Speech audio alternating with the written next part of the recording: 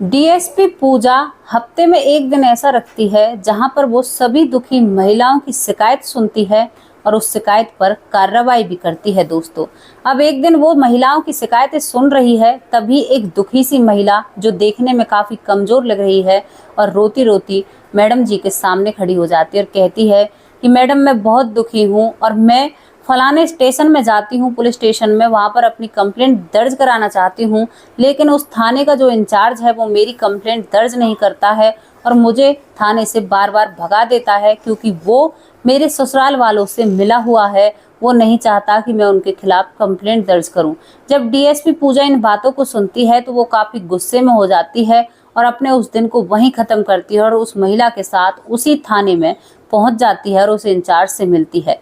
लेकिन जैसे ही डीएसपी पूजा उस इंचार्ज से मिलती है तो कहती है कि तुमसे तो इसी बात की उम्मीद थी और हो ही क्या सकता, तुम इतने लालची और इतने गिरे हुए कैसे हो सकते हो, एक महिला जो दुखी और परेशान है और तू उसी महिला के ससुराल वालों के साथ बैठकर खाना पीना कर रहे हो, तुम्हारी तो यहाँ पर पार्टी चल रही है। लेकिन दोस्तों वो थाने का इंचार्ज उन सभी को छोड़कर डीएसपी महिला के सामने खड़ा हो जाता है और कहता है कि मैं तुमसे शादी करना चाहता हूँ। आखिर एक दरोगा कैसे डीएसपी साहिबा से ऐसे कह सकता है बिना जान पहचान के, और कैसे डीएसपी साहिबा दरोगा को सीधा सीधा बोल रही थी कि तुमसे यही उम्मीद हो सकती है। इन सभी बातों को आप लोगों को जानना है तो कहानी को आगे सुनना होगा। और दोस्तों ये वे पहलू होते हैं जो हमारे आसपास होते हैं, लेकिन हम इन पर कभी भी अपनी नज़र नहीं डालते हैं। छोटी छोटी बातों के ऊपर घर बिगड़ जाया करते हैं और कभी कभी हमारी वकूफ़ी की वजह से हमारे रिश्ते खराब हो जाते हैं। नमस्कार दोस्तों, स्वागत करती हूँ आप सभी का। हमारे यूट्यूब चैनल है वैष्णवी चौधरी के नाम से और इसी नाम से हमारा फेसबुक पेज है, आप उसे भी फॉलो कर सकते हैं। तो चलिए कहानी की तरफ चलते हैं। कहानी आप लोगों को बहुत सीख देकर जाएगी। कहानी की शुरुआत होती है इलाहाबाद से। इलाहाबाद में एक पूजा नाम की लड़की रहती है। पूजा ग्रेजुएशन कर रही है दोस्तों, पढ़ने लिखने में अच्छी है और इसके पिता एक छोटे से जिम्मेदार हैं। पिता अपनी बेटी को इलाहाबाद पढ़ाई करा रहे हैं और खुद एक गांव में रहते हैं, जिम्मेदारी करते हैं। छोटा सा एक किला है इनका, लेकिन जो इनकी ज़मीन है वो रोड के समीप है तो उसकी कीमत लाखों में है और करोड़ों में है दोस्तों।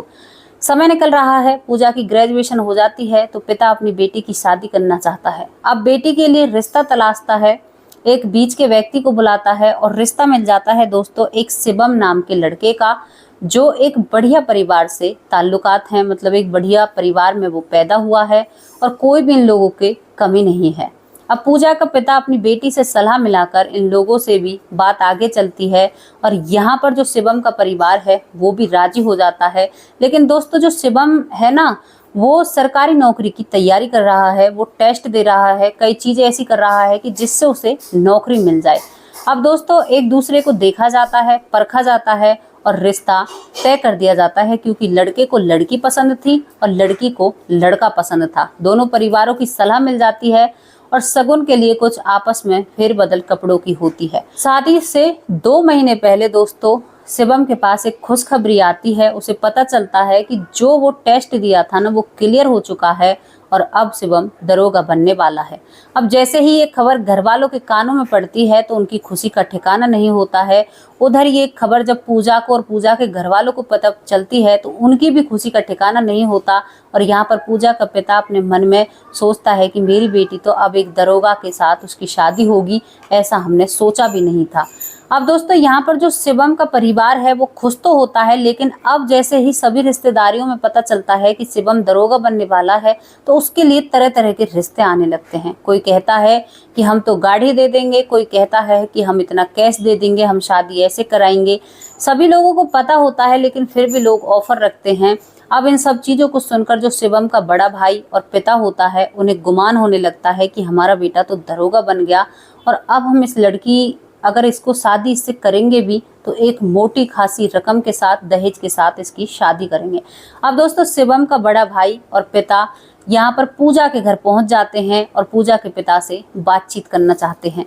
पूजा के पिता के पास बैठ जाते हैं और कहते हैं कि समधी साहब, हमें रिश्ता भी बहुत अच्छा है, सब कुछ पक्का हो गया है, शादी की तैयारियां भी चल रही हैं, लेकिन एक आपके सामने मैं एक बात लेकर आया हूँ। जब से शिवम का पता चला है वो दरोगा बन चुका है, तब से कई ऑफर ऐसे आ रहे हैं कि लोग कह रहे हैं कि तुम्हारे बेटे को तो इतना दहेज मिलना चाहिए, ये सब कुछ होना चाहिए। तो मैं आपसे एक बात करना चाहता हूँ कि अगर आप अपनी बेटी की शादी मेरे बेटे से करना चाहते हैं तो आपको एक बड़ी गाड़ी हमारे बेटे को देनी होगी, क्योंकि समाज में हमारी भी इज्जत है, मान सम्मान है।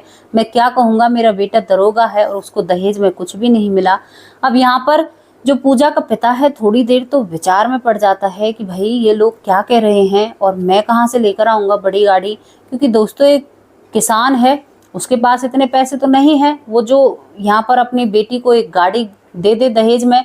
लेकिन वो फिर भी सोच विचार में पड़ जाता है, उसको वो जमीन याद आ जाती है जो उसकी जमीन रोड के किनारे थी, सड़क के किनारे थी, हाईवे के किनारे।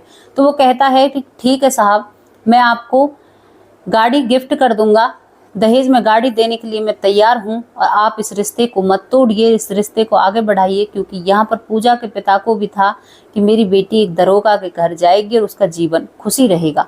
अब दोस्तों यहाँ पर क्या मांझरा था कि जो रोड के समीप उनकी जमीन होती है, उस जमीन के पैसे आपने देखा होगा, जब भी हमारी कोई जमीन या कोई ऐसी चीज रोड के समीप होती है तो उस पर एक सिटे नाम की चीज लग जाती है कि उसको सरकार ही बेचेगी और वो ही खरीदेगी, तब तक किसान उसको नहीं बेच सकता। अब दोस्तों ये जो पूजा का पिता होता है, इसे पता है इसकी जमीन बेचेगी, उसी के बेस पर इसने अपने समधी से हामी भरी है। अब पूजा का पिता एक गांव में रईस व्यक्ति होता है, उसके पास जाता है। हर गांव में होते हैं, किसी के पास पैसे ज्यादा होते हैं, किसी के पास पैसे कम होते हैं। वहां पर जाता है और उससे कहता है कि देख भाई, तुझे भी पता है कि मेरी वो जमीन बेचने वाली है, लेकिन अभी मैं उसे नहीं बेच सकता, लेकिन जब भी वो जमीन बेचेगी महीने 2 महीने में, उसके बाद मैं तुम्हें तुम्हारे सारे पैसे दे दूंगा और तू एक गाड़ी के लायक पैसे का इंतजाम करके रखना और मुझे पैसे देने हैं तुम्हें, क्योंकि मुझे अपनी बेटी की शादी निपटानी है। और यहाँ पर पूजा का पिता उस रईस व्यक्ति से रिक्वेस्ट करने लगता है और वो गांव का रईस व्यक्ति मान जाता है कि भाई अरे तेरी बेटी है तो मेरी बेटी है और तू क्यों चिंता करता है, मैं तुम्हें सारे पैसे टाइम पर दे दूंगा और तू अपनी बेटी की शादी धूमधाम से करना। अब दोस्तों पूजा का पिता शादी में लग जाता है, सभी तैयारियों को करता है, लेकिन जिस व्यक्ति से उसने कहा था पैसों के लिए, उसके बेटे का एक्सीडेंट हो जाता है शादी से 8 दिन पहले, और वो सारे पैसे उसके वहां पर खर्च हो जाते हैं और वो पैसे देने से मना कर देता है कि भाई मेरे बेटे की तो बहुत सीरियस हालत है और जाने कितने पैसे लग जाएं, अब मेरे पास पैसे नहीं हैं, तू कहीं और से इंतजाम कर ले। दोस्तों पूजा के पिता की हवाइयां उड़ जाती हैं कि अब मैं पैसे कहाँ से लेकर आऊंगा, मैं तो इसी के ऊपर मुंह धोकर बैठा हुआ था और मेरी जमीन एकदम से बेच भी नहीं सकती। अब पूजा के पिताजी को चिंता सताने लगती है। वो कई जगह फोन करता है, कई रिश्तेदारों से पूछता है, लेकिन इतने पैसों का इंतजाम नहीं हो पाता। शादी के 2 ही दिन बचते हैं दोस्तों, लेकिन पूजा का पिता इंतजाम नहीं कर पाता है। अब शादी वाला दिन भी आ जाता है, धूमधाम से बारात उनके घर पर चढ़ित होती है और यहाँ पर सभी लोग अपनी अपनी जगह बैठ जाते हैं। कुछ लोग खाना खा रहे हैं, दूल्हे राजा एक तरफ बैठे हैं, फेरों की तैयारी चल रही है, पूजा सजी धजी अपने कमरे में बैठी हुई है। तभी यहाँ पर जो शिवम होता है वो कहता है खड़ा होकर कि ससुर जी, आपने मेरे लिए कोई बड़ी गाड़ी गिफ्ट करने का सोचा है तो वो गाड़ी एक बार मैं देखना चाहता हूँ। तो यहाँ पर पूजा का पिता हाथ जोड़कर चुपचाप उसके सामने खड़ा हो जाता है और कहता है कि जमाई बाबू, मेरी आज इज्जत को तुम रख लो, क्योंकि उस सारी बातें अपने जमाई को बताने लगता है। तो यहाँ पर जमाई तुरंत अपने पिता को बताता है कि आप तो कह रहे थे गाड़ी की बात कर आया हूँ, लेकिन इन लोगों ने तो गाड़ी का इंतजाम किया ही नहीं है। और पूजा का जो पति बनने वाला है शिवम, वो पीछे हट जाता है और पूजा का जो ससुर है वो अब पूजा के पिता के सामने खड़ा हो जाता है और तरह तरह की बातें करने लगता है कि भाई तू कैसा व्यक्ति है, तू हामी भर के कैसे नाट सकता है, तुमने तो कहा था कि मैं बड़ी गाड़ी दूंगा, वरना हमारे बेटे की रिश्तों की लाइन लगी हुई थी, कोई कमी नहीं है, मेरा बेटा दरोगा बनने वाला है, तुम ऐसा कैसे कर सकते हो। और दोस्तों वहां पर एक बड़ा विवाद सा होने लगता है, पूरी जगह बातें बनने लगती हैं और पूजा का पिता सभी समाज के सामने अपनी पगड़ी उतारकर पूजा के ससुर के चरणों में रख देता है, लेकिन वो उस पगड़ी का भी मान सम्मान नहीं करते हैं। और दोस्तों जब ये सब कुछ पूजा के कानों में पड़ता है तो पूजा भागी दौड़ी आती है और अपने पिता की पगड़ी को उठाकर पिता के सिर पर रखती है और कहती है कि तुम इन लोगों के सामने झुकोगे पिताजी, क्या आज मैं इतनी बुरी हो गई कि मेरे पिता को मेरी वजह से ऐसे लोगों के सामने झुकना पड़ रहा है और तुम्हारा इतना अपमान मैं नहीं सहन कर सकती। और कहती है अपने ससुर से कि तुरंत अपनी बारात यहाँ से ले जाओ, तुम्हारा बेटा MBBS या कुछ भी बन जाए, कितना भी बड़ा कलेक्टर क्यों ना बन जाए, अब मैं उससे शादी नहीं करूंगी। दोस्तों पूजा के लफ्ज बिल्कुल तेज तर्राट थे और ससुर जी भी समझ जाते हैं कि अब ये लड़की शादी नहीं करेगी। और उन्हें भी था कि हमारे बेटे को गाड़ी नहीं मिली है तो क्यों हम इससे शादी करें। और यहाँ पर जो महन भूमिका निभाई थी सबसे ज्यादा शिवम ने, वो चुपचाप रहा इन सब बातों के बीच में और दोस्तों चुपचाप अपनी बारात को वापस ले जाता है। पूजा अपने पिता को संभालती है। आखिरी मौके पर भी पूजा का पिता उन लोगों के आगे हाथ जोड़ता है, कहता है कि मेरी बेटी तो नादान है, तुम प्लीज मेरी बेटी से शादी कर लो, क्योंकि उसे अपनी मान मर्यादा का ख्याल था। दोस्तों पूजा कहती है कि पिताजी अपनी बेटी पर क्या भरोसा नहीं है, आप बहुत गलत कर रहे हो। और अपने पिताजी को खींचकर वो कमरे में ले जाती है और कहती है कि किसी के भी आगे हाथ जोड़ने की जरूरत नहीं है। दोस्तों जब एक बेटी की शादी बिगड़ जाती है ना, तो 4 लोग अच्छी बातें कहते हैं तो 4 लोग बुरी या 6 लोग बुरी बातें करते हैं। उन सभी का वो लोग सामना करते हैं। दूसरा दिन होता है और पूजा अब अपनी पढ़ाई में लग पड़ती है। दिन रात पढ़ाई करती है, टेस्ट देती है और उसका एक टेस्ट क्लियर हो जाता है और वो दोस्तों DSP बन जाती है। अब DSP पूजा को सभी सलाम मारते थे और पूजा का काम करने का तरीका सबसे अलग और हटके था। अब पूजा हफ्ते में एक दिन ऐसा रखती है क्योंकि उसने सहा है, तो उसी चीज को देखते हुए पूजा एक दिन ऐसा रखती है जहां पर वो आम जनता से मिलती है और उनकी सभी दुखों और तकलीफों को समझती है और उनके ऊपर समाधान भी करती है। तो दोस्तों वो दिन वही होता है जिस दिन उसको वो महिला मिलती है, उसके साथ वो उस थाने के इंचार्ज के पास जाती है और जैसे ही पूजा DSP पूजा उस इंचार्ज को देखती है तो पता चलता है कि ये वही शिवम है जो कई साल पहले पूजा के दरवाजे से बारात लेकर वापस लौट चुका था एक गाड़ी के लिए। दोस्तों जब DSP पूजा उस थाने में जाती है तो शिवम उस महिला के ससुराल वालों के साथ बैठकर शराब पी रहा था थाने में और पूजा अब उस पर गर्म हो जाती है इस शिवम पर और कहती है कि तुमसे उम्मीद क्या कर सकती हूँ, तुम लोग हो ही इतने लालची, तुम्हें शर्म आनी चाहिए, तुम ऐसा काम कर रहे हो। अरे कानून तो लोगों की रक्षा और सुरक्षा के लिए बने हैं, लेकिन तुम तो यहाँ पर बुरे लोगों के साथ बैठकर शराब पी रहे हो और एक अच्छी महिला इधर उधर भाग रही है अपना न्याय पाने के लिए, तुम ऐसे कानून को हाथ में नहीं ले सकते। और दोस्तों यहाँ पर पूजा एक थप्पड़ रख देती है इस थाने के इंचार्ज शिवम को। शिवम फिर भी पूजा के सामने हाथ जोड़ने लगता है, कहता है कि मुझे माफ कर दो।